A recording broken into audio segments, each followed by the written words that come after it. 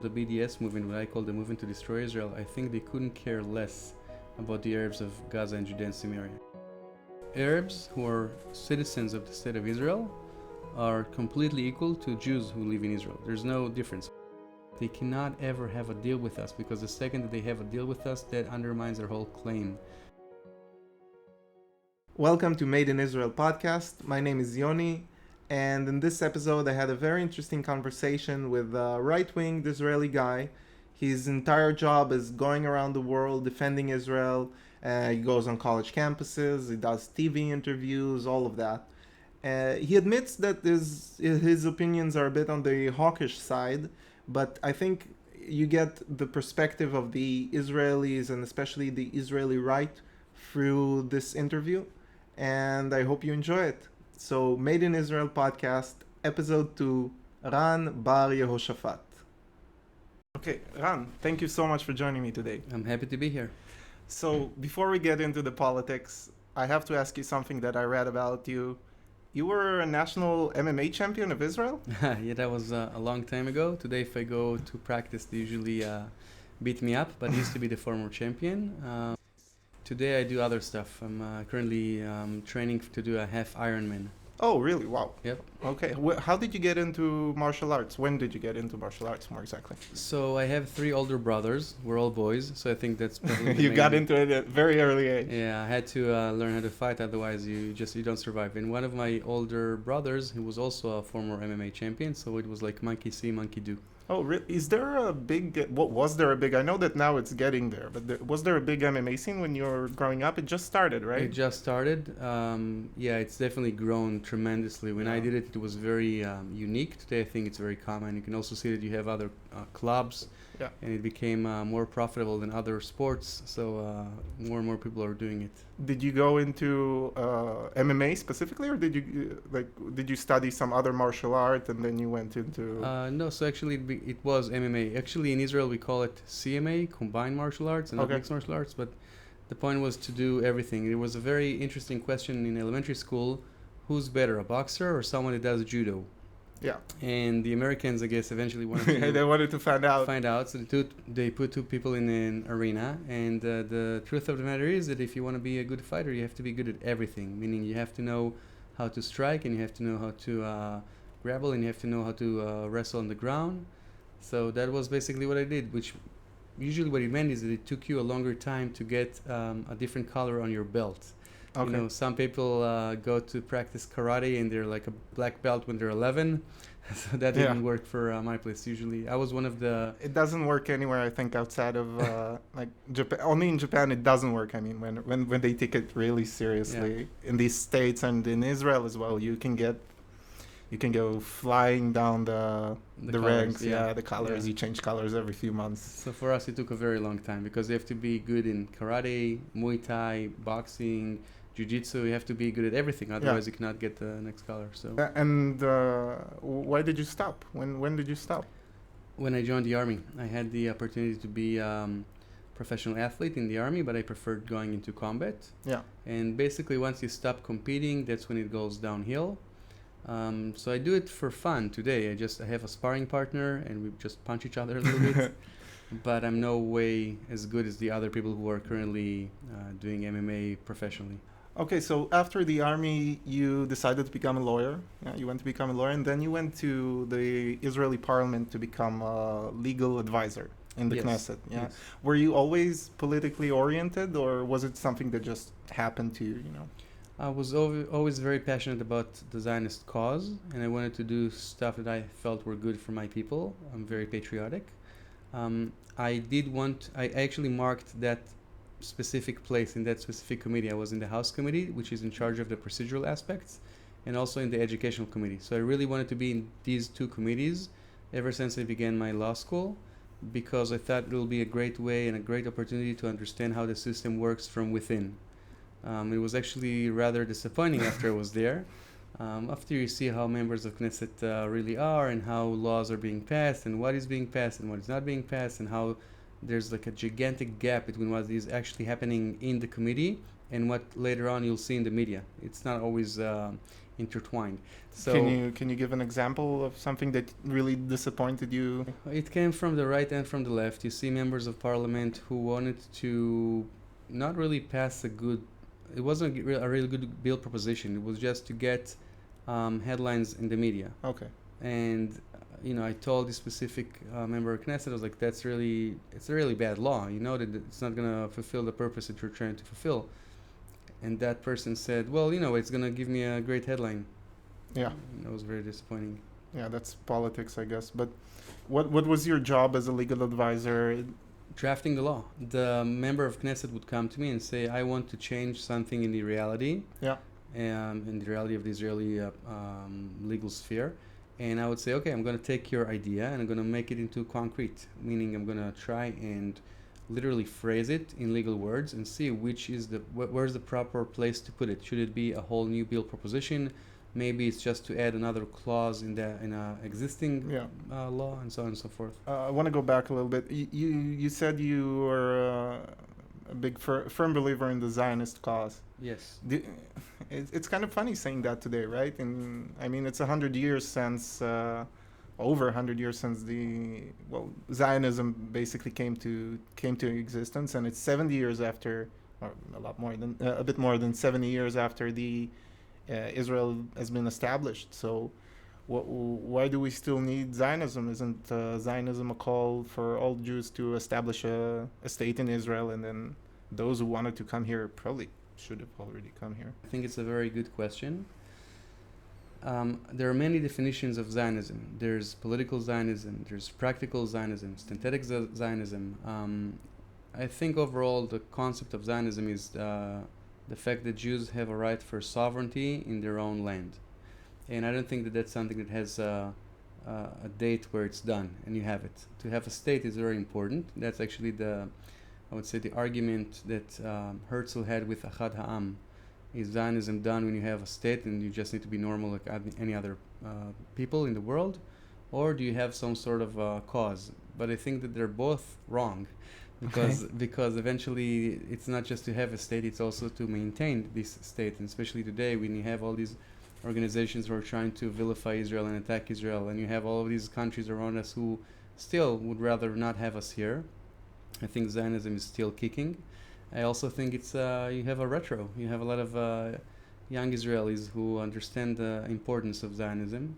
I think that it's true that for very old people, the world without Israel and the world with Israel is a whole new concept, and they can appreciate it more. But I think also young Israelis that understand that they have such amazing freedom, which the Jewish people had not have since, I guess, in Second Temple. Yeah. It's something that's remarkable, and people want to work hard to maintain it. Okay, so the Zionism transformed from establishing a Jewish state for the Jewish people to maintaining a Jewish state. It's not just maintaining; it's to have sovereignty. It's to control ourselves. Unfortunately, Israel did not have the same process like the Americans had with the Federalist Papers. We're still trying to understand our checks and balances, the difference between the legislative branch, the judicial branch, and the executive branch, and we haven't solved that part yet. So our social contract is not ready yet.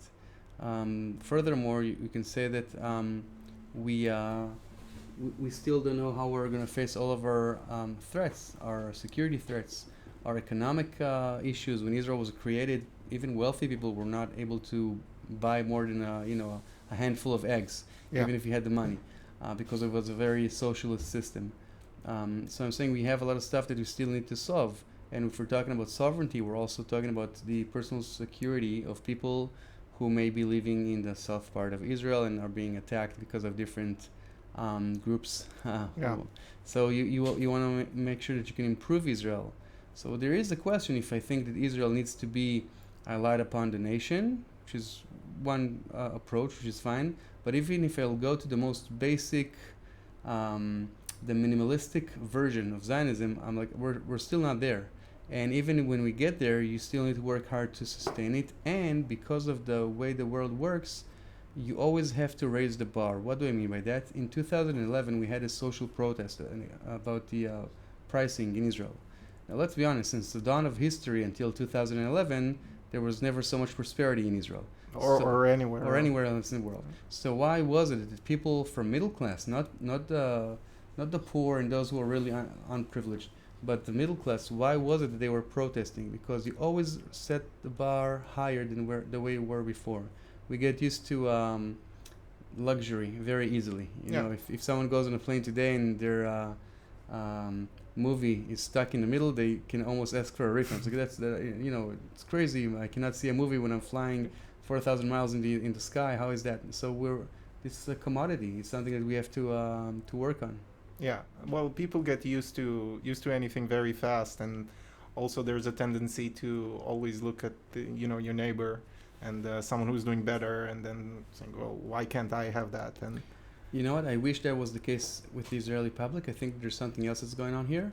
When I compare Israel to other countries or to the past, people tell me, why do you compare? And I say, because that's the only way I can examine something. How am I doing compared to other countries? Or how am I doing compared to yesterday? And sometimes people in Israel say, no, I want to compare myself to this ideological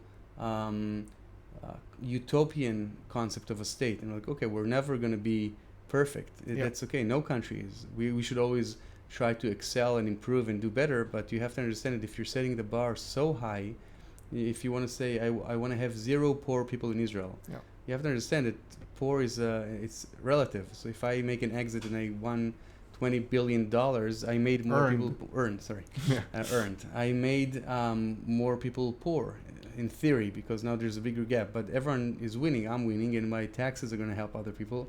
But that concept, if you want to have no poor people, it means you have to kill all of them. And I hope that that's not what they're trying to do. Well, yeah, you will always have people who have more than others, right? Mm-hmm. Or at least as long as we live in a decent capitalist society that doesn't go too crazy.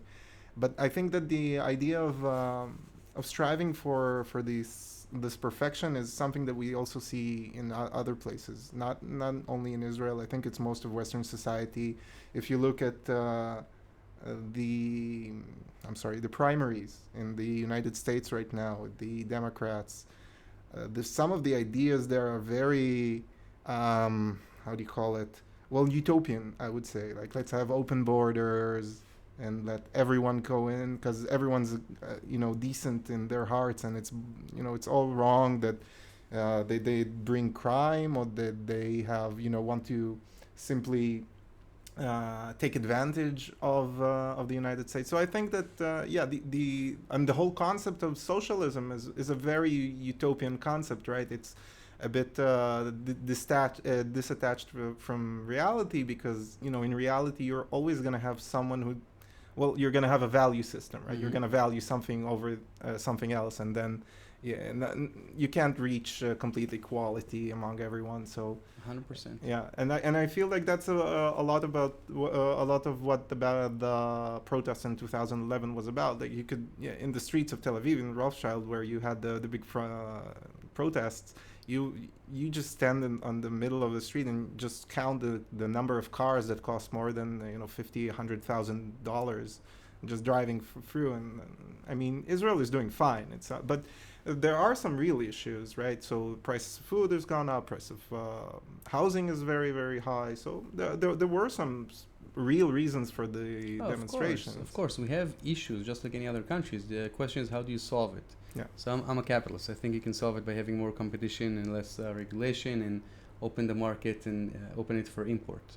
But the question is, when I'm saying I want to improve, am I saying it in the sense of, all right, let's burn down the club, or am I saying, let's see what we can do to have I'm 100% with you on that. Steps that will improve everyone's situation. Yeah.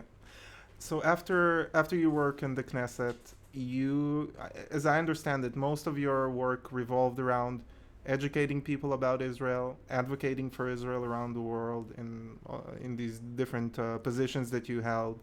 What was that like? What can you say about that experience? For the past, I want to say 15 years I've been doing what people call Hasbara, which is a very bad name. I call it improving Israel's image in the eyes of the world. After I finished my legal residency and took the bar exam, I flew to the States for 6 months to give lectures about Israel in different college campuses, churches, synagogues. I've been very active about it. It began actually right after my army service. When I was serving, I served during the second Intifada. It's a time where buses were exploding. People didn't go to shopping malls or to coffee shops. And my job was I was a hand-to-hand combat expert. I literally physically captured terrorists with my hands. The MMA part came very useful here.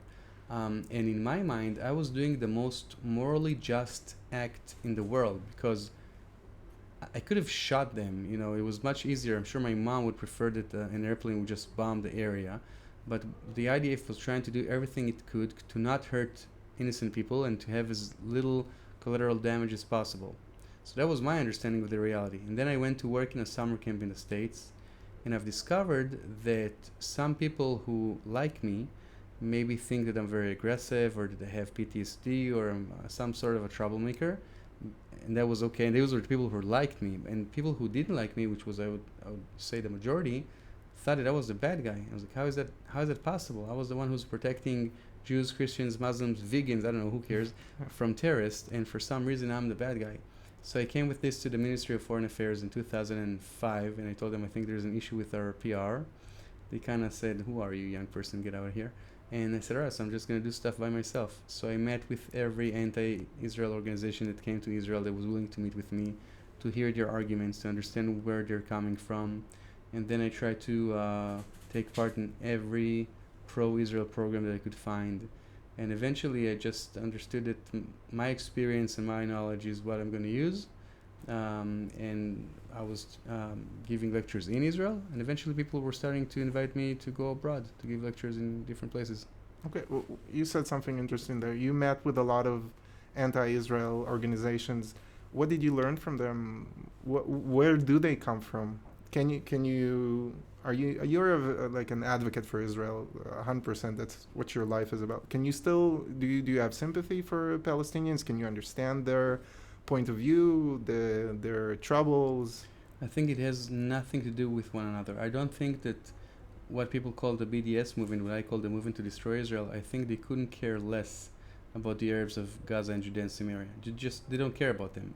Do I have sympathy towards people who are suffering because they're under a theocratical terrorist regime in Gaza? Yes, I actually care for them. Do I care about the fact that the Arabs in Judea and Samaria are suffering because of the corruption of the Palestinian Authority? Of course, I have sympathy for them, but I'm just saying that the people from the BDS have zero sympathy for them. They just want to bash Israel and damage Israel. Because if they would care so much about the Arabs of Judea and Samaria, they wouldn't want SodaStream to be relocated into the south part of Israel, because that means that people are making less money, losing their jobs. Can you explain that a bit? I don't think everyone really knows the stories, not just SodaStream, but many other companies. Many companies. SodaStream is probably the biggest company that was there. It was a company of coexistence. You had people who were Jewish, Christians, Muslims, Arabs from Israel proper and from Judea and Samaria working in the same factory. And they were making a lot of money. And eventually the BDS movement said, we are against it because there's occupation and so on and so forth. So the factory moved to a different part of Israel. And de facto what happened was that the Arabs of Judea and Samaria are now making less money. They were fired. They didn't win from this. When I hear people say free Gaza, I'm like, yeah, okay, free Gaza from Hamas. It's a theocratical terrorist organization that forces 12-year-old girls to marry 40-year-old men. They have no concept of freedom of speech, freedom of assembly, zero LGBTQ rights, zero women's rights. I'm like, why are you supporting these horrible organizations? So I don't believe that there's a connection. There's one thing that what we have here on the ground, we have a conflict. I'm more hawkish in my opinion, but I still think that it doesn't matter if you're hawkish or dovish. It has nothing to do with the campaign to smear Israel's reputation, which is what's happening on the other side. By the way, that's their whole goal. The goal is to smear our reputation. They don't really believe that our economy is going to be affected by the fact that they're saying boycott Israel. Our economy has never been so, in such a great place. Academically, when we have amazing universities, they know that they have to work with us. Even if there's an artist here or there that doesn't come to Israel, we've never had so many artists performing in Israel. They're not stupid. They know that we're actually doing well. But their whole concept is to label Israel as the villain of this world. And the reason why they're doing this is because they know that in today's world, it's not just a war on the ground. It's also a war of images, ideas, and pictures, and that's what they're trying to win. But I want to go back to this. You think all of these organizations are like that? None of them have a real how to call it, connection to the Palestinian cause, national aspirations of the Palestinians, that they also deserve to have their own country, as you are such a patriot and a Zionist. Why? How is it that you can't understand the different people's right to have their own state? So again, there are two questions. One is the Arabs in Judea and Samaria. What do you think about them and their aspirations? We can talk about that. Yeah. But the other part is, what do you think about Europeans and Americans who are coming to Israel to help these Arabs? Okay. They're two separate topics. The people who are usually they're very anti-nationalistic, the Americans who come to Israel and bash Israel. So they're very anti-nationalism, Yeah. but they want to create another nation state, which is very odd because it doesn't really make sense. It's not very logical to say, "Oh, I'm against nations. I think we should be one gigantic world." Kumbaya. I bet most of them would agree if Israel was just one big state for both, a bicultural, multinational country, and if you had the right of return for all Palestinians and right of return for all Jews, and everyone could come here and live peacefully, and then they would say the Israelis are, they're hogging the ball, they're hogging the land, they're not letting the poor Palestinians have a decent life. Right, so you added another topic, which is the claim of return.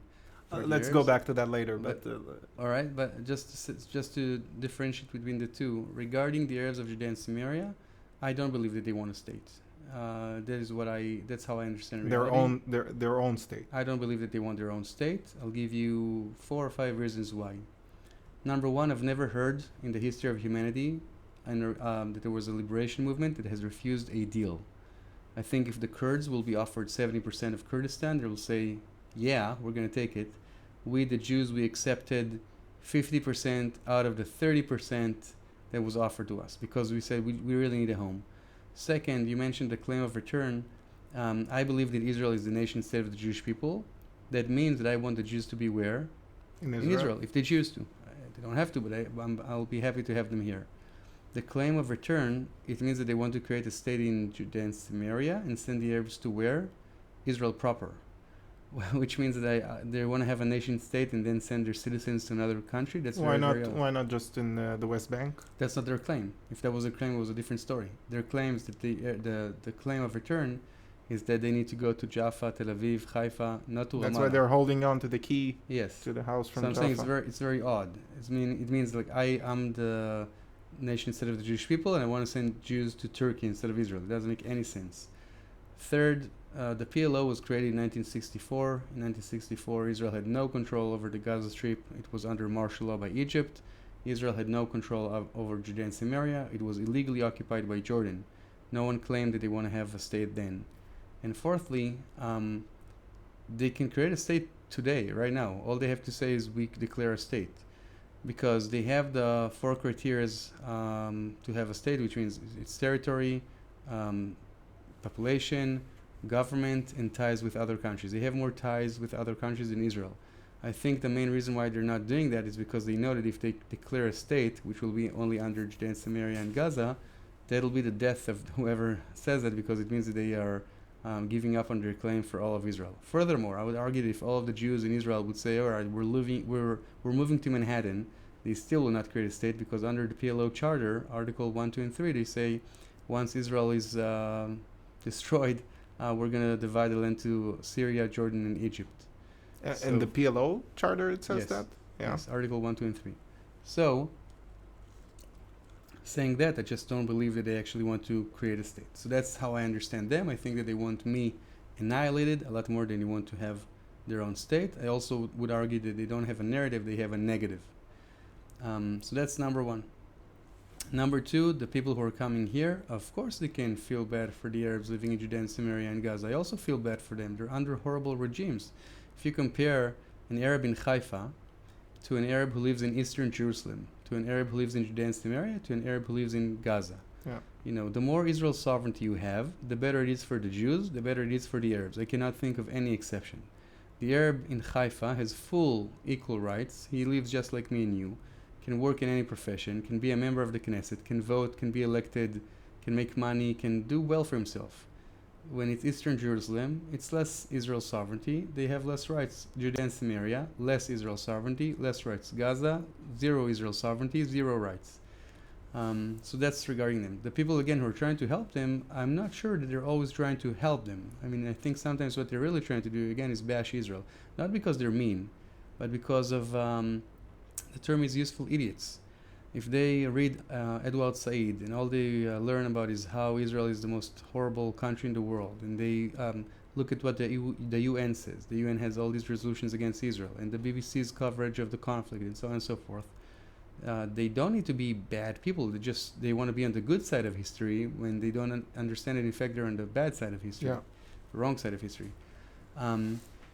If people care about human rights, just about human rights, I could think of a few other places in the world to worry about. But I think it's a bad argument for the Israel propaganda. Why? Because they say, well, look at what's going on in Syria. But we're not Syria. I never compare myself to Syria. I compare myself to the States, to Australia, to Sweden, to Denmark. That's my competition. So they want to care about the Arabs who live in Gaza. Okay, so why are you bashing on Israel, bashing Hamas? The reason why they're suffering is because of Hamas, not because of Israel. And then you want to talk about Judea and Samaria. The Mahmoud Abbas, Abu Mazen, was elected more than a decade ago. You want to help democracy, you want to help the Arabs there, help them. But instead of helping them, it seems like all they do is attack Israel, which seems to be very counterproductive and really makes me question their real motives. So again, I don't think that they're all horrible people. I think most of them are useful idiots. They're trying to do what they think is good, what they think is just, but they're either not educated enough or they have a different understanding of reality than me.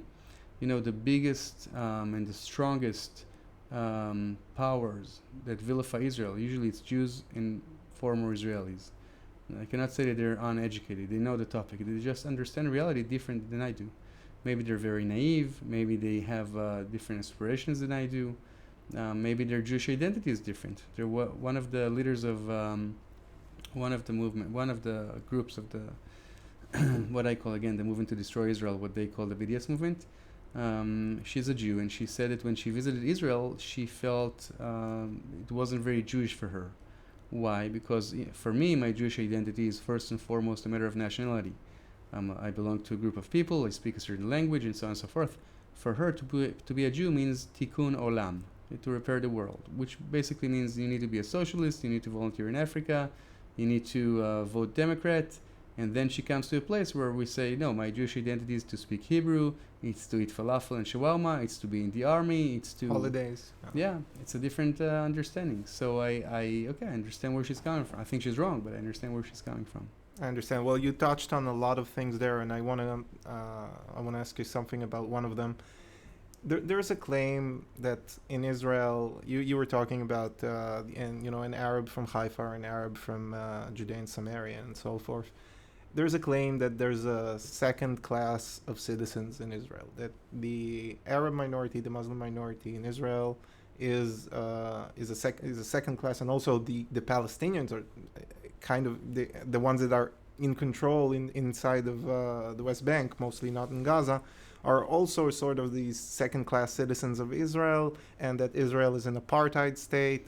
What do you say to those claims? So let's start from the beginning and from the easy part. Arabs who are citizens of the state of Israel are completely equal to Jews who live in Israel. There's no difference. When you have an Arab Supreme Court judge who sends my Jewish president to jail, it's not an apartheid. When you have the third biggest party in the parliament, that's the Arab party, it's not an apartheid. When you have high-ranking officers in the IDF who are Arab Muslims, it's not an apartheid. Is there discrimination in Israel? Is there racism in Israel? Of course, just like any other country in the world. Maybe a little bit more because of the conflicts and because of the... I really beg to differ. Bad feeling between the peoples. No, you don't think so? I beg to differ. I think that it's not institutionalized. It's number one. And number two, I think if I compare other countries in the world that have a 20% minorities, I think in that perspective, we are living in some sort of a peaceful heaven. Well, you still have demonstrations. If someone if an Arab family moves into a Jewish population, a Jewish town, or not even just a family, if there's a neighborhood that was allocated to Arab Israelis, you can have demonstrations, people saying, "I don't want to share, my town with Arabs," and You can it's have pretty individuals. common. You can have individuals do that, but I'll tell you this: I think individuals will be much more vocal if it's an ultra-orthodox family. If it's a Jewish family who's ultra-orthodox, I think you'll have it a lot more vocally. So you're saying it's just a matter of people wanting to live near people who are like them.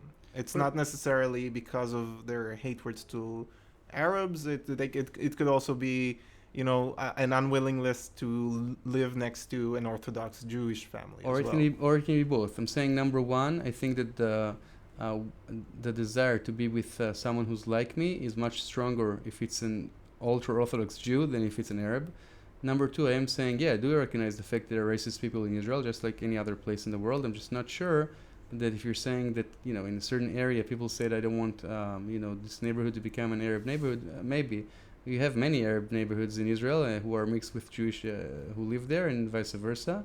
Haifa is just one example. Haifa, Akko, Jaffa, you have so many cities in Israel, and you also have cities that are not dominated by Jews or Arabs, but you have different minorities there. For instance, the town of Modi'in. Okay, you have Arabs living in Modi'in, and you wouldn't say that that's.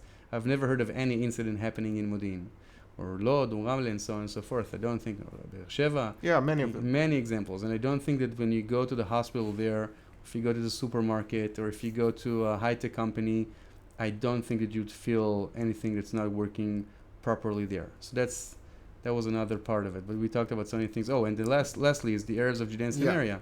They cannot be second-class citizens because they're not citizens, nor do they want to be. Otherwise, I would not have a conflict.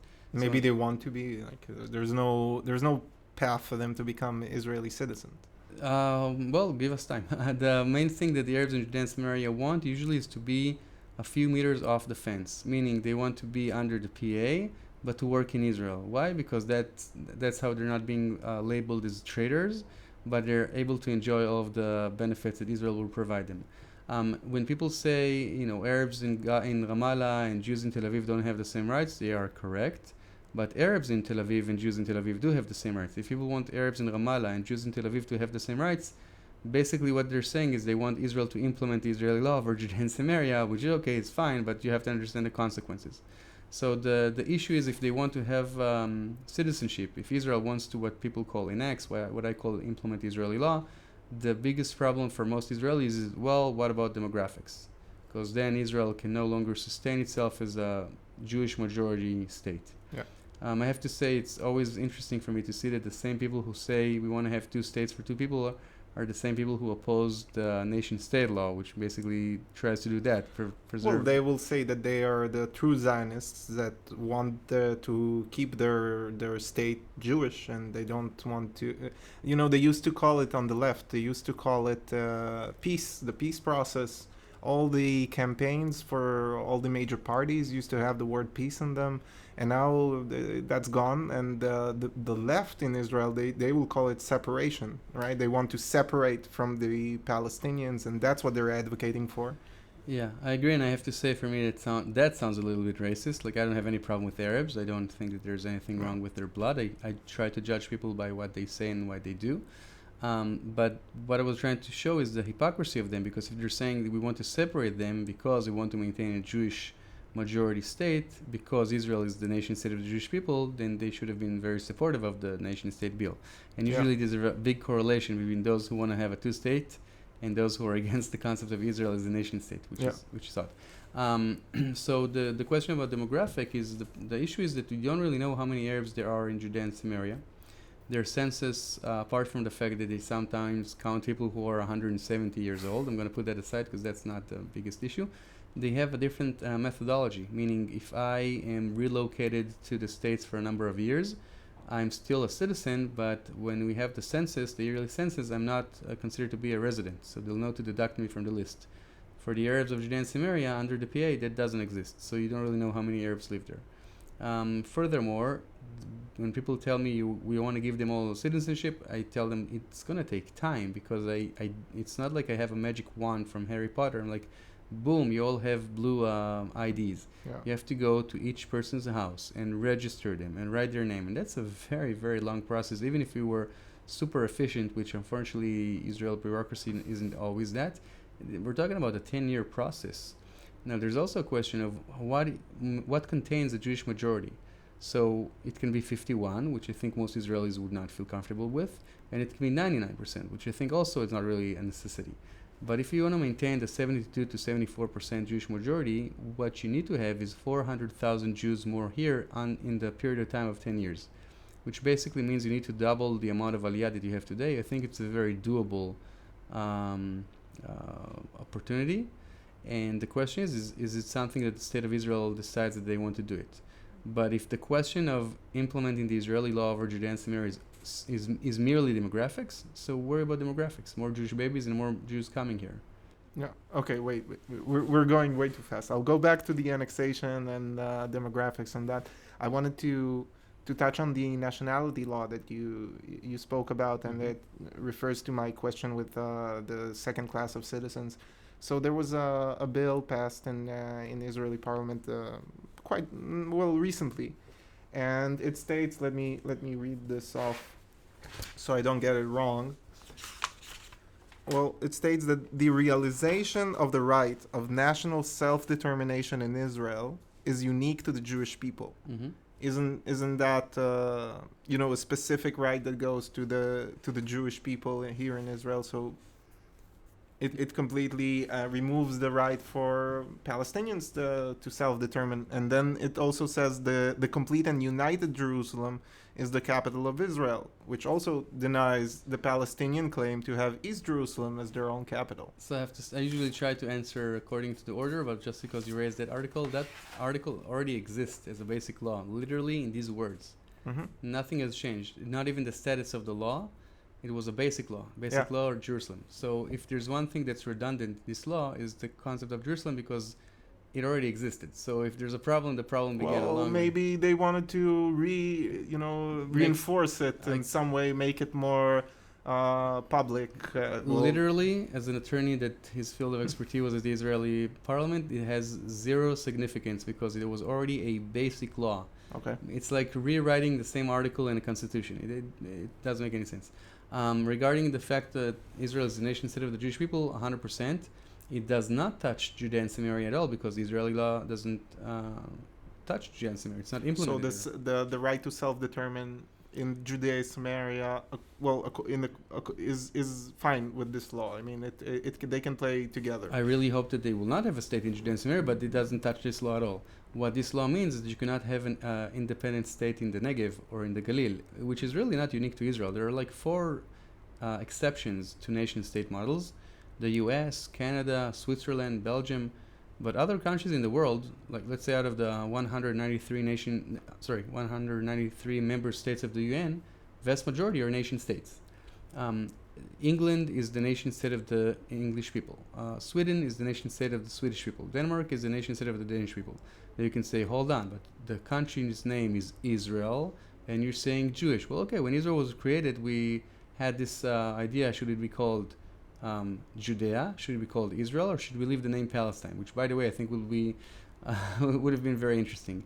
And they chose the name Israel because the last tribe that was kicked out of the land of Israel was tribe of Judea, so they said we also want to be a home for other tribes, which is why we're called Israel and not Judea, or one of the main reasons why we're called Israel.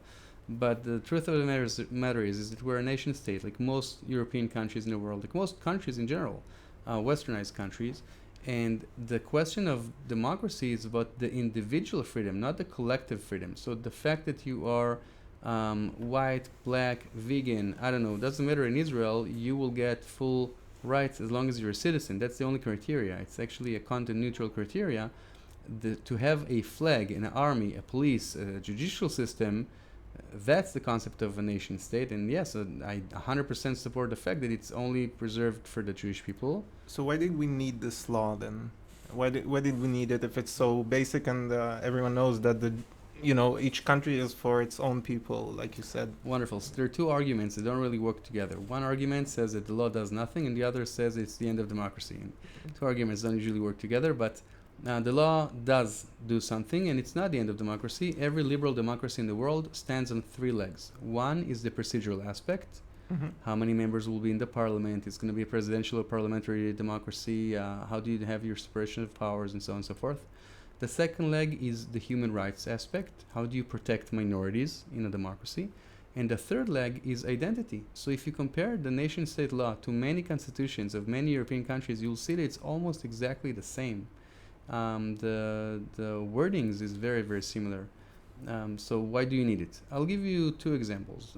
Again, I gave the example of a state in the Negev or in the Galil. Let's say tomorrow the Bedouins in the Negev, they say that they don't want to be a part of Israel anymore. They want to have their own flag, their own army, their own police. I'm not going to allow it. I think it will be very problematic for Israel.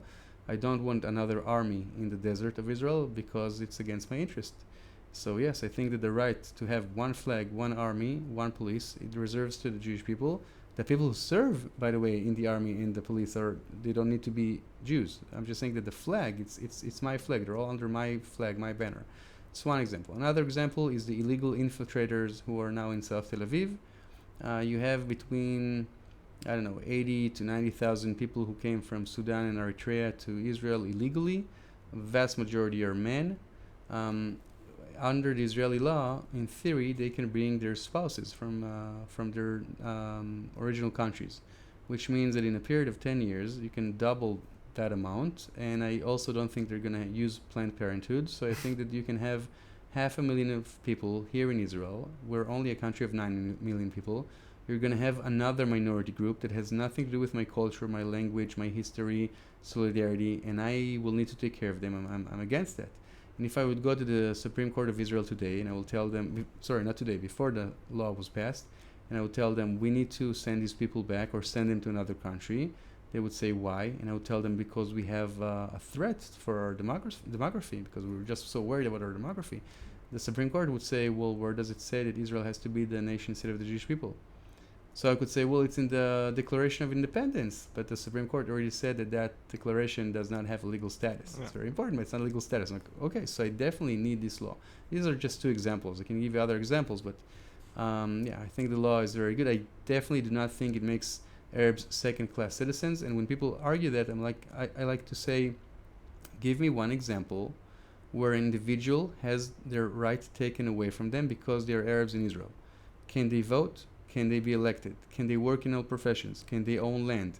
Can they do whatever I can do? What is the difference? The only thing that they cannot do is take down my country, which I think is pretty...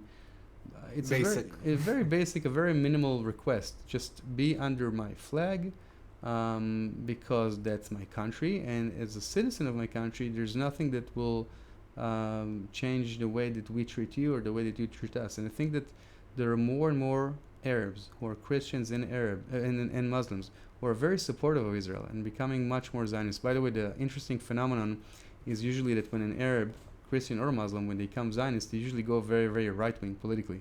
Yeah. Because they understand. They're like, well, actually, I have everything I need. I live here freely. There's nothing that's preventing me to fulfill myself as a human being. I like this country. It gives me all the rights I need. There's nothing that really makes you a second-class citizen. There's no limitation on how many Arabs can study at universities. In fact, the percentage of Arabs in most universities is more than their percentages in the population. When you're looking at lawyers, at doctors, at people, in the army, I disagree with the fact that people say that Arabs are second-class citizens. Okay, and let's go back to the right of return. So what I wanted to say about the right of return for Palestinians is, they didn't have to look for some crazy idea that they never heard of before to come up with the right of return. They basically looked at what the Jews were doing, what the Israelis were doing, and they said, well, if the Israelis claim that they were once expelled from this land, right? They were exiled, and now their descendants want to go back to Israel, and Israel just gives them, citizenship, or they're entitled, and they don't get it, but if you can ask for it, then you're entitled to a citizenship just when you step off the airplane. Well, the Palestinians say, well, okay, we want the same thing. We were also exiled or removed from our homes during the war, And now our descendants want to come back to Palestine and live in our homeland, even if it's not Jaffa or. So I think that one of the darkest point that I can find in the UN is UNRWA, the United Nations Work and Relief Agency. And let's talk about the claim of return that the Arabs have. So first of all, there's in the UN Charter, it says that all groups need to be treated equally. This is very interesting because UNRWA is the only organization that is dedicated to one group of people. So just for that, you should close it down, in my opinion. But let's continue.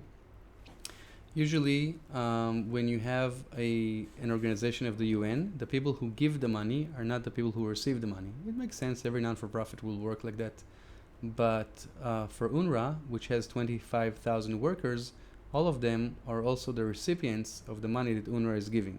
So the workers are quote-unquote Palestinian refugees, and they're giving the money to quote-unquote Palestinian refugees. If I compare it to the other organization that the UN has to all of the refugees in the world, they have about 6,000 workers. UNRWA claims to have 5 million refugees. All of the other refugees in the world is 30 million. So that's interesting. Let's continue. If you compare the amount of money, 30 million refugees in the world are giving $2 billion. 5 million refugees are giving $1 million. So it's less, but by percentage, it's far more. Let's continue. We're just starting. The definition of a refugee for any other issue in the world is someone that had to move from his natural habitat because of a war or a natural disaster. The definition under UNRWA is everyone who was in Israel between 46 and 47 and 48, and they're descended from the father's side. Meaning, if you are a citizen of Germany, a resident of England, you've adopted a child from China, that child will be considered a refugee. It is the only group in the world that has the refugee status in their DNA. What does that mean? It means that any other group in the world that's a refugee, what do refugees want to do? They want to survive. I have one grandma that was in Auschwitz. She was a refugee. She just wanted to survive. She didn't care right now where. She said, okay, they're trying to murder me. I want to go somewhere else and restart my life. Which means that if you picture it in a graph shape, you will see that it's close to the 0 on the x side of it. Goes up and then goes down again. But for UNRWA, it only goes up exponentially because you only have more and more refugees. They're not trying to resettle them in any other issue in the place in the world to try to resettle them. But let's continue. We said it. It's people who are not in their natural habitat. You have refugees who live in Bethlehem, meaning they literally can see where they claim that they lived before 1948. We're talking about 2-3 kilometers. You're not a refugee, you moved. It's the same food, it's the same climate. When you have people from Syria who are escaping the civil war in Syria going to Germany, I can understand that it's not their natural habitat. When you're 2 miles away from where you claim you lived before, you ate the same food, you smell the same smells, you breathe the same air. But let's continue one more stage. You also have refugees, quote-unquote Palestinian refugees, under the Palestinian Authority. Meaning... What does that mean? This is a very good question. You have Palestinian refugees, again quote-unquote, in Ramallah, in Bethlehem, in Shechem. You have Machane Plitim. You basically have the refugee camps. What makes them a refugee? They're under the PA. The only thing the PA needs to tell them is, you're done. You're no longer a refugee. Go build your house wherever you want. But they don't care about them. So that's why they have still this status, because people are using this as a mean to attack Israel. And lastly, I want to say that there's also a lot of connection between UNRWA and terrorist activities and so on and so forth. So the whole comparison is just, it's not relevant. What Israel has, it has a desire to maintain a certain characteristic to the state, which unlike America, Canada, Sweden, and Belgium, is the same as any other country in the world. As an example, I talked about my grandmother. So I have one grandmother that's from Hungary. That means that I am allowed to get Hungarian citizenship, even though I have nothing that's Hungarian with me apart from the fact that my grandma was there. But if I was a Turkish person who moved to Hungary and had a kid in Hungary, and that kid had a grandson, like my grandson in Hungary, I would not be granted citizenship. Why is that? Because the Hungarian people, just like, again, it was just one example, they want to maintain a certain characteristic to the state. That is the concept of the law of return in Israel. And it's very, very different than the claim of return that the Arabs have, which basically say you're still a refugee. Now, give me one example in the world for any other group that you can be a refugee and a citizen.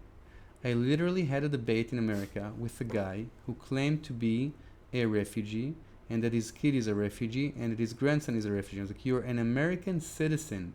You're not a refugee. He lived there for over 20 years. You cannot consider yourself a refugee when you're an American citizen. And what does it mean that your son is a refugee? He was born in America. He was automatically granted American citizenship. But apparently, under the UNRWA claim, it runs through your DNA, the concept of refugees. So I completely I resent the concept of the claim of return of the Palestinian Authority. I would argue they only have one desire, and again, that's the annihilation of Israel. I think it's ridiculous to argue that they want to have a state and then send all the people to somewhere else.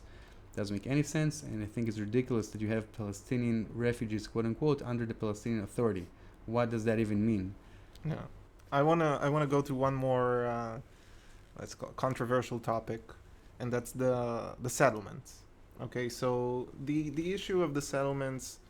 In your opinion, well, I think I know what your opinion is, but what do you think the policy should be for Israel in terms of constructing new settlements, expanding existing settlements? As someone who believes in annexation, we'll get to that maybe now.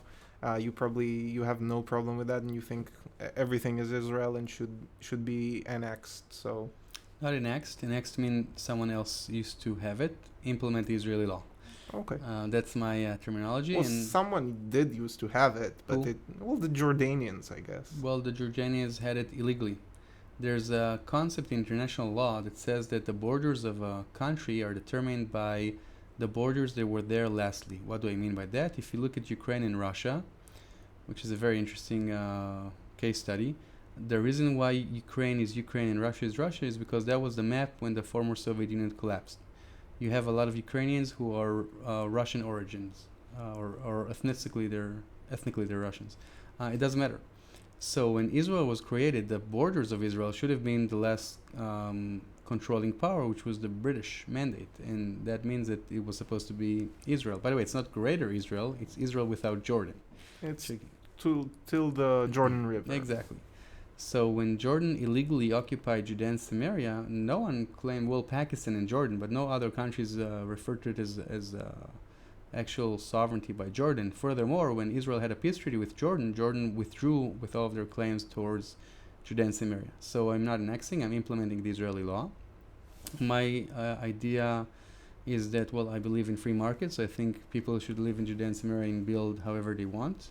And I also think it's horrible that in the year 2019, people would say Jews should or should not live in a certain area. Even people who are very dovish, more from the left side, I really don't understand that argument. They're literally saying they want to support a future state that will say Jews are not allowed to live here because they're Jews. And let me emphasize this. If there's an Arab in Haifa and a Jew in Haifa, and they both decide that they want to open a business in the Ariel Center in the Balkan industry area, for Shlomo, the Jew, it's not allowed, but for Ahmed, the Arab, it is allowed. That is horrible. By the way, it's not just a theoretical case, it actually is something that happened. There is a guy named Ahmed. He's from Al-Fahim originally, which is an Israeli town. And he understood it'll be cheaper for him to open his factory in the Balkan industry, which is in Judea Samaria. And the European Union tried to understand if they're going to label that person or not. Because on one hand, he's an Israeli who's conducting business in Judea and Samaria. On the other hand, he's not a Jew. So they decided they're not going to label him. Oh, wow. Oh, yeah, because, so basically what they're saying is we're labeling Jews, by the way, in a very bad taste with a yellow marker on their products. And it's not the workers, it's only if the owner is Jewish. So yeah, I think Jews should be allowed to live wherever they want. I don't think it's a crime to build a new balcony in your house. I think it should be allowed. I think it'll be very good for the Israeli economy. And yeah, I support it very much. Well, if you listen to the BBC or CNN, you can hear a statement that goes something like, most of the world's countries find that the settlements are illegal, that the settlements in the West Bank are illegal settlements, and there was the Obama administration failing to veto the UN resolution condemning the settlements. So, what is the legal status of these settlements? So regarding the BBC, I often find their headlines quite disturbing. You can find a headline basically saying, the back of a Jew attack a knife held by an Arab. So I'm not sure I take their headline seriously. However, the main issue is the United Nations. Because the United Nations is a body that people take for some reason seriously. I don't. And the United Nations does use the term illegal towards Israel, which is very unique because in Israel we have a saying, I'm from the UN, which means I'm neutral. When Russia invades the Ukraine, they say we want both sides to solve their problems in a peaceful manner. When Israel does something, they say we condemn the illegal, aggressive actions of Israel, which makes the UN sound not very neutral to me. So when people say enough times that Israel is an occupying power and it is illegal to have settlements, eventually, it's not the situation today, that's not the status, but eventually it will be true, which is why I'm really trying to find it. I also don't use the term West Bank because it's only west of Jordan, which is why I call it Judea and Samaria, which I think proves a lot of the point. The fact that it's called West Bank shows the perspective of the argument, because again, to us, it's east. Judea and Samaria is east to most parts of Israel. But regarding the legality issue, you have so many cases that are very similar. You have Northern Cyprus, you have Western Sahara, you have the Karabakh, Nicaragua, you have many other places in the world. The only place that is being considered illegally occupied in that sense is Judea and Samaria. And I'm trying to understand what is different. And the only thing that I can think is different is the fact that it's Israel. There isn't any other case in the world that they would look at it like this. So legally, I would argue that it's not an issue. I don't think it's true. I think it's a false claim. Resolution 2334 is very problematic to Israel. It's something that's probably not reversible. I don't see how Israel will gain the support of all other countries in the Security Council. But it doesn't make the settlements illegal. Again, basically what they're saying is that Jews who live in Judea is not legal. Arabs who move to Judea, that's fine. And if you want to elaborate a little bit about it from a legal perspective. So, first of all, let's talk about international law. International law, and I don't think this is an issue of right and left. I think this is something that's acceptable for everyone. It has 5 sources of authority. The first and the second are the most important, which is treaties and customs. So now we need to understand, where does it say, in which treaty does it say that Israel is doing something that's not okay? And also we need to understand that in international law you have to sign a treaty. So let's pretend for a second, because that's not exactly the case, let's pretend that Israel is signed completely over the 4th Geneva Convention, which is a multilateral convention. You can also have bilateral agreements between countries. This is a multilateral convention, and most countries in the world want to be team players, so they're on board. Under the Geneva Convention, the 4th Geneva Convention, Article 51, Clause 6. And I'm saying it from from my mind. I hope my memory. I hope I'm not saying the clause badly. But basically, it says the occupying power shall not transport or deport people by force to the place that was occupied, something in that sort. Basically, it says Israel should not forcefully deport Jews into Judea and Samaria. Israel does not do that. So people can say, well, it doesn't do it exactly, but they give him tax benefits. Israel also gives tax benefits to people in the south of Israel. If living in Judea and Samaria was the best thing to do ever for every person, every individual, what would happen? Everyone would go live in Judea and Samaria. Obviously, that's not the case, number one. Number two, lawyers tend to really worry about what they say. So, and I can prove that they did literally mean to transfer or deport, not to give tax deductions. Because in the same 4th Geneva Convention, same Article 51, Clause 1, it says mass transportation, or individual are not allowed to move from the occupied territory into the occupying powers territory, meaning Israel cannot force Arabs from Ramallah to move to Tel Aviv, and individuals from Ramallah should not move to Tel Aviv.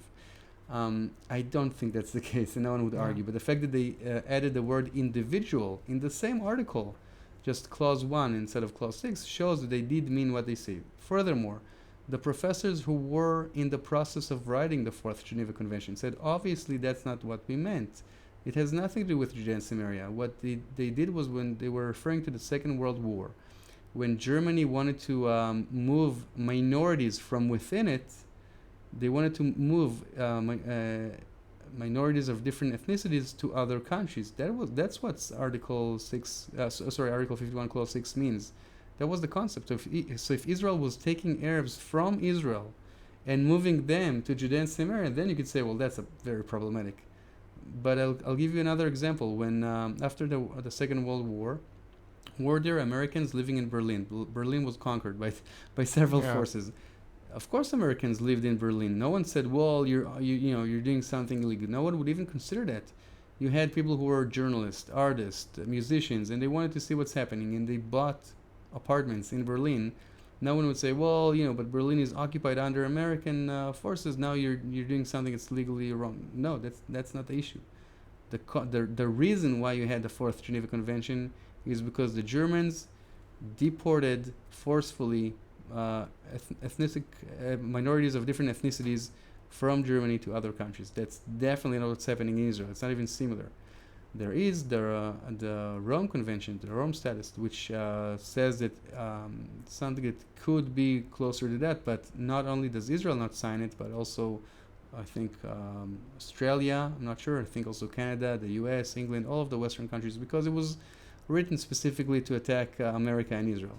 So that definitely doesn't have the legal status. So when people say you're violating international law, I'm like, okay, just show me where. What is it that I'm violating? What did I sign which I am now violating? And I would argue would not be able to find it. And what are things that you think Israel can do better with regards to the Palestinians today? Honestly, I don't care. I care about my people. I care about the... But we do have some response. Israel does have some responsibilities for the Palestinians, just because however you twist it, Why? Israel is occupying the area. They are completely engulfed by Israel, especially on the Disagree. West Bank. I disagree.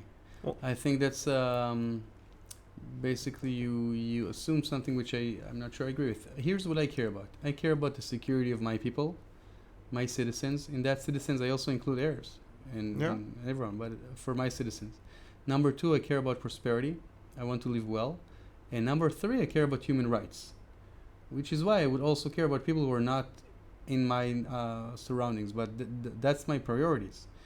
Regarding the fact that we are controlling them, you know what, I kind of wish, but right now, I as a Jew am not allowed to be in territory A or B. All Jews, Judea and Samaria is divided to territory A, B, and C.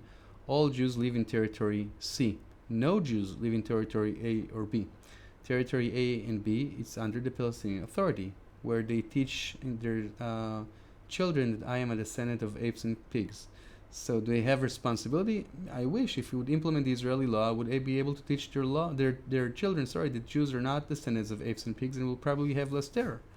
But that's not the case. Right now, we don't have control of them. Regarding borders, they go in and out of Jordan. I can tell you that the last time I had army reserves, they pass through Israeli checkpoints. They don't have their own checkpoints to go in and out everywhere. Over anywhere, I'm sorry. Because they're not citizens, so they cannot, just like I cannot go into America. But for Jordan, I saw people who are Jordanians who lived in Judea and Samaria. I also saw people from Libya who live in Judea and Samaria. Libya is not an entity that's friendly to Israel. So obviously they can enter into Judea and Samaria. The question is, they need permits from Israel. They need permits, but they can also enter Israel. You know, there are many people who enter Israel illegally. Well, that's a different story. I'm saying that, a Palestinian person, an average Palestinian person living in East Jerusalem or Bethlehem or whatever, I know that there is a big difference. Of course, there are differences. Let's say, let's say in Bethlehem, in Ramallah, or in the under Palestinian rule, not in East Jerusalem where he is an Israeli. That person, he relies a lot on Israel in terms of his his entry and exit points, right? He can't move freely to Israel, both to Israel or to, let's say, a different place in the West Bank. No, He no, can be that's not stopped. true. He can be stopped at That's not true. checkpoints. He can't be stopped at It checkpoints used to be on his way to. during the second Intifada. We had about 300 security checkpoints. The reason why we had security checkpoints is because we had suicide bomb attacks. Today you have between 5 to 11. Can a person be checked? Yes, I can also be pulled over by a police officer if there's certain intelligence. It's military rule though. There's a military it's law. martial law. Under international yeah. law, we are obligated to have the army there. Why? Because if ISIS will decide to attack the Arabs in Judea and Samaria, that's when I'm responsible.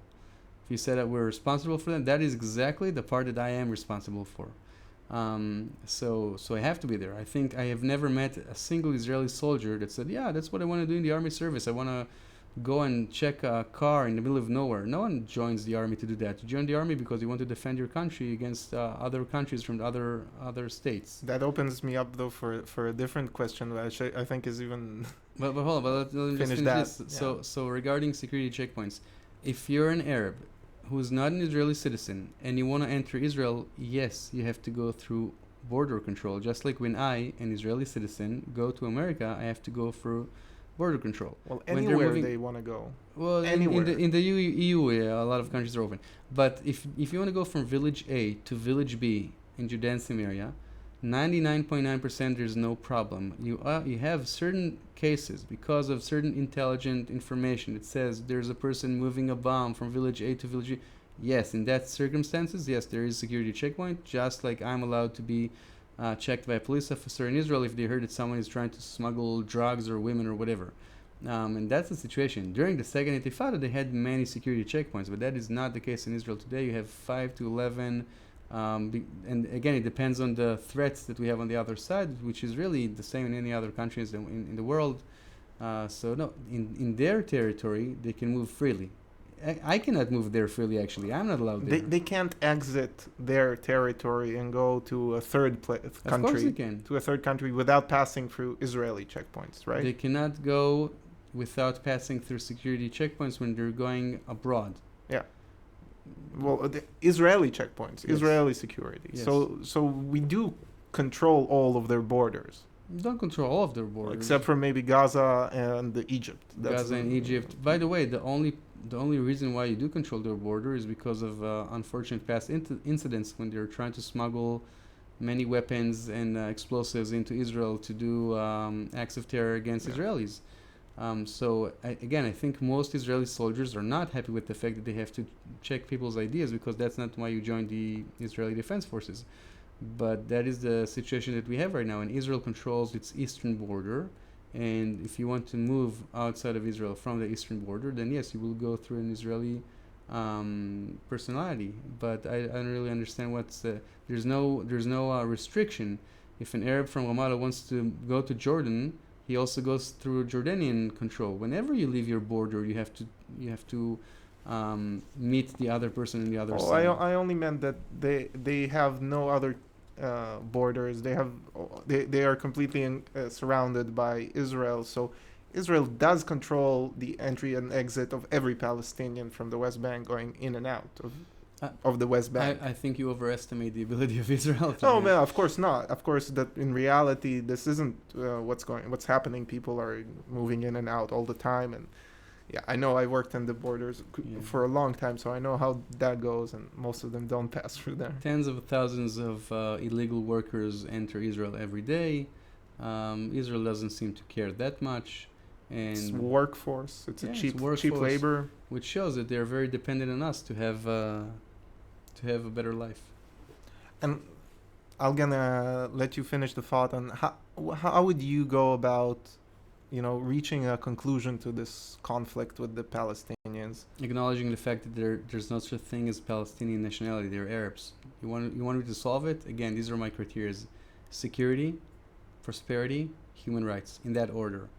I think that the concept of Palestinian nationality will be the most counterproductive thing for peace. Because if people say that they want to have a Palestinian state, they don't really mean they want people to have self-determination. I read it as the destruction of Israel. That's how I understand it. If they wanted to have peace, they could have had peace so many times. There's a famous quote that they've never missed an opportunity to miss an opportunity. But the thing is that they're not stupid. They're very smart. We think in years. They think in generations. They know that they used to think the time is on their side. Now I'm not sure. But they cannot ever have a deal with us, because the second that they have a deal with us, that undermines their whole claim. You know, the four maps that I often saw on college campuses, how Israel took over this territory that's called, in their perspective, Palestine. I have a better chance of winning the lottery 5 times in a row, because the shape of Israel, the schnitzel-looking shape of my country, that's not the shape that I wanted. That's after wars and peace treaties and more wars and more peace treaties. And that's what I got at the end. And they're saying that was, that schnitzel-looking shape, that's what we took from them. That's kind of odd. It's not a narrative, it's a negative. So when their whole identity is a negative identity, I don't want to have peace with it. I don't care about it. I care about human beings individually. I don't care about their fake aspirations, because I don't believe that they have aspirations. So how would you implement your idea? Slowly but surely. Okay. Let's start with this. Territory C, you can implement the Israeli law tomorrow. I don't really understand why you also have Arabs living in territory C. Again, Jews cannot live in territory A and B, can live in territory C. Arabs live in territory A and B mostly, but you also have Arabs living in territory C. Funny how when you have Israel sovereignty, the more sovereignty you have, the more rights everyone gets. Yeah. So I don't really see why a Jew living in Ariel should have any less right than a Jew living in Ra'anana. I think that's very, very problematic. And it's not like people say, well, how will you solve it? I'm like, it's not something that you actually have on the ground. You don't need to paint and draw something. It's giving them rights. So I would implement the Israeli law over territory C tomorrow morning. Regarding territory A and territory B, I would first and foremost shut down the Palestinian Authority, which I consider a terrorist organization. In fact, the Fatah take pride in the fact that they are the terrorist organization that has slaughtered the biggest amount of Jews. And I think it'll be very good for the Arabs living in Ramallah. I think they'll pay less taxes, there'll be less corruption, they'll have more freedom of speech, freedom of assembly. I think it'll be very good for them. And after I take them down, I can actually count the people and see how many are there and see how I need to treat them. And then if they're under my responsibility, I agree with you. I need to see that they have... What if there's too many of them? What do you do then? If it's a demographic problem for you? I think that what I need to do is worry about demographics. First of all, I'll be fine with a 65% Jewish majority. I don't think we're there. Even with the worst estimations, I'm not talking about implementing the Israeli law over Gaza right now. I'm just talking about Judea and Samaria. Even if they have 2.5 million Arabs, I'm like, all right, so you need to bring more Jews to Israel. Plus, I don't think that all of them really want to remain. I think a lot of them would love to immigrate to other countries, and I think we should encourage that. And I think we should send back the Arabs who came to Judea and Samaria from Jordan and Libya, which sustains a big chunk of that population, and they have no rights for the claim. They just know that it's better to... Apparently, they don't care about the quote-unquote occupation because they understand that they have a wonderful life under the quote-unquote occupation because they make a lot of money there. Yeah. So these people will definitely send back. I think they have no rights, no claim. It's work immigrants. What do you think about the way Israel is being portrayed in the world media? Do you think there's a bias against Israel? Yes. Look, I'm very hawkish. I know my opinions are not very common. Also, they're not very common in the Israeli sphere. I don't represent the Israeli society. It's fine. You represent yourself. You don't... No, I'm just saying that the vast majority of Israelis, in my opinion, in a very naive manner, they say, yes, we want a two-state solution. We'll do everything for peace. And I think most Israelis really care about peace more than probably anything else. I think we have a very, very soft heart. So I'm just saying that. So if all of Israelis were like me, I would understand why some of the world media would be, look, this guy is very aggressive. He says he doesn't want to have peace. He wants to have security. How does it work? Okay, but that's not the case. I think that the bias against Israel is horrible. It comes from the UN. It comes from mainstream media like BBC, CNN, and so on and so forth. Part maybe from Fox News. It comes from college campuses. It comes from new media. There are different outlets, college campuses in Western Europe and North America, and especially you can find it also in South Africa, which is very, very problematic for Israel. These arenas are arenas that are affecting the discourse regarding Israel, and I'm certain that is the goal of the movement to destroy Israel, aka BDS movement. They're trying to vilify us. So with this process of trying to vilify us, use the word apartheid. Do you know when it began? The campaign began in 2001 when there was a conference in Durban, South Africa. It was supposed to be a conference against racism, and it was a conference against Zionism. The thing is, there was a conference a year before that conference. It took place in Iran. Israel was not allowed to attend. And they said, how can we label Israel in a negative way? So they said, Nazi Germany, that's too much. Occupation, it's not enough. Oh, next year we're going to be in Durban, South Africa. Let's label Israel as an apartheid. Why? Apartheid is bad. If Israel is an apartheid, then Israel is bad. And then you don't need to have a discourse. There's nothing similar between what we have in Israel and apartheid South Africa. In apartheid South Africa, people were discriminated based on their skin color. Here, people are not being discriminated. They're not citizens. If they wanted to be citizens, I would not have a conflict. They're all under Greater Israel. So people who are not citizens don't have the same right as citizens, which is like me in any other country in the world that I'm not a citizen of. So yeah, I think there's a tremendous bias against Israel, and I think that eventually Israelis will have to work hard in order to change it. I'm actually very optimistic. I think that there is a start of a change, and I think we just need to continue and work hard. And I don't think it's ever going to stop. I don't think that there's going to be a day when people are going to say, we love Israel, and the whole world is going to sing Kumbaya.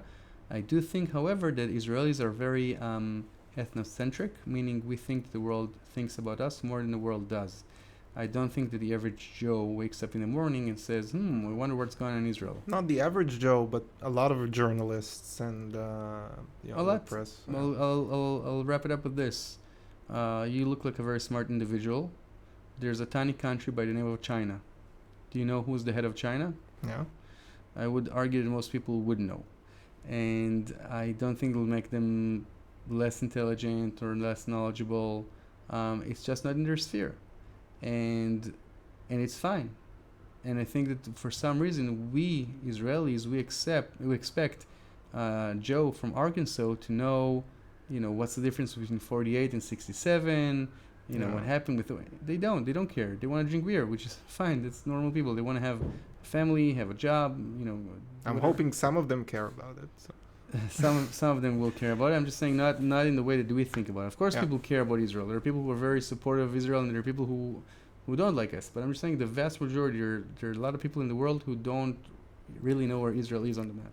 I wanted to know, what is your opinion? Where is the bias coming from? That's what I don't get, because a lot of times you hear the very disappointing answer from a lot of Israelis that say, it's anti-Semitism, right? And I don't buy it. It can't be that all the world journalists and editors suddenly became anti-Semites. So, look, I'm not saying that there is no anti-Semitism, but I don't think that's the main cause, personally. I do think I can actually show in certain places where it was actually anti-Semitism, but I agree with you, that's not the case. The main issue is useful idiots. It's people who want to be on the just side of history when they don't understand that they're on the wrong side of history. And there's a reason why they get this knowledge. And that knowledge came from the 5 pipelines that I've mentioned. The UN, college campuses, mainstream media, new media, and what am I forgetting? Forgetting something. Anyways, but these are the pipelines that through them you get this information. And I think we need to fight it. Now, why did these pipelines use this information? That's another question. I can tell you that Saudi Arabia in the past gave a lot of money to different college campuses in America to change the syllabus. It'll be, Edward Said. Everyone all of a sudden studies Edward Said, which I'm not really sure why. You also have, again, the most vocal voices against Israel are coming from Jews and from Israelis, which also puts a lot of fuel in on the fire. You also have certain media outlets. If you take Al Jazeera, for example, you don't have something to compare from the other side. And Al Jazeera vilifies Israel on a daily basis. And then if you're a reporter for any other news outlet, you can use it. Furthermore, if you're a reporter from Europe, where are you going to be based? Are you going to be based in Syria, or are you going to be based in Israel? You're going to be based in Israel, and you want to cover something that's interesting and cover the underdog. So sometimes people are touring our conflict because it gives them a sense of meaning. Yeah. Okay. Thank you, Ran. Thank you so much for joining me today. Thank you for watching this episode of Made in Israel. If you'd like to support the show, go to madeinisraelpodcast.com and make a contribution. Anything you can give will be great. Right now, I'm doing this all completely independently and out of pocket. So any funds I receive are going to go towards making this a better show. Other than that, you can go on YouTube, make sure you like the videos, subscribe, write some comments, and share them with your friends on social networks. Thank you again for watching, and I'll see you next time.